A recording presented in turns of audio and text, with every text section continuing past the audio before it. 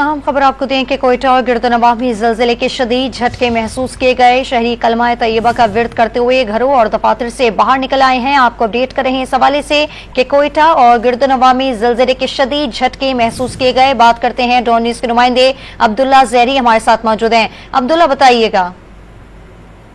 और गिरदनवा में से कुछ देर कबल ज़लज़ले के शदीद झटके महसूस किए गए। ज़लज़ला पैमा के मरकज़ के मुताबिक ज़लज़ले के झटके 11:09 पर महसूस किए गए, जिनकी शिद्दत 4.6 रिकॉर्ड की गई, जबकि मरकज़ कोई इंदुकश अफगानिस्तान रिकॉर्ड किया गया। इस हवाले से PDMA हुकाम के मुताबिक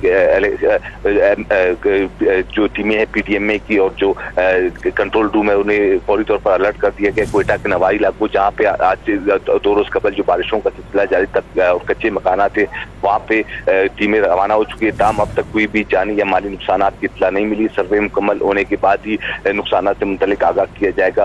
कोयटा के जो नवाई इलाके है वहाँ पे 2 रोज कबल बारिशों से कच्चे मकाना के मुनद्दम होने के खदशा भी है। जी, कोयटा और गिरदनवा में ज़लज़ले के शदीद झटके महसूस किए गए हैं। फौरी तौर पर किसी नुकसान की इत्तला नहीं मिली है। तफसील बता रहे थे अब्दुल्ला ज़हरी, आपका बहुत शुक्रिया।